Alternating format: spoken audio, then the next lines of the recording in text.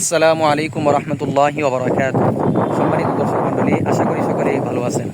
আলহামদুলিল্লাহ, আল্লাহ রবুল আলমিনের অশেষ রহমতে, আল্লাহ রবুল আলমিনের অশেষ দয়ায়, আল্লাহ রবুল আলমিনের অশেষ কৃপায় এবং আপনাদের দোয়ায় আমিও অনেক ভালো আছি আলহামদুলিল্লাহ।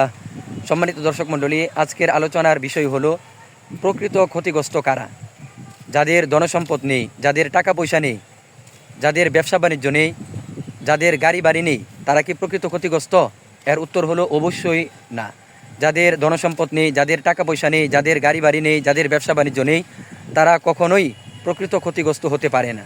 তাহলে প্রকৃত ক্ষতিগ্রস্ত কারা? এর উত্তর হলো আল্লাহ রসুল সাল্লাল্লাহু আলাইহি ওয়াসাল্লাম আজ থেকে 1450 বছর আগে মুসনাদে আহমদের এক হাদিসের মধ্যে এই সম্পর্কে বর্ণনা করে গিয়েছেন। আল্লাহ রসুল সাল্লাল্লাহু আলাইহি ওয়াসাল্লাম বলেন, প্রকৃত ক্ষতিগ্রস্ত হলো তারাই যারা দুনিয়ার মুহে পড়ে, দুনিয়ার পিছনে ছুটে, ধনসম্পদের পিছনে ছুটে, গাড়ি বাড়ির পিছনে ছুটে, নারীর পিছনে ছুটে, যারা নিজেদের মূল্যবান সময় নষ্ট করতেছে এবং পরকালকে ভুলে যাচ্ছে, তারাই হলো প্রকৃত ক্ষতিগ্রস্ত। আল্লাহ রব্বুল আলমিন আমাদের সবাইকে দুনিয়ার মোহ ত্যাগ করার তৌফিক দান করুক, পরিশেষে পরকালের সামানা তৈরি করে মৃত্যুবরণ করার তৌফিক দান করুক। ভিডিওটি ভালো লাগলে একটি লাইক, একটি কমেন্ট করে শেয়ারের মাধ্যমে অন্যদেরকে জানিয়ে দিন। আসসালামু আলাইকুম রহমতুল্লাহি ওবরাকাতুহু।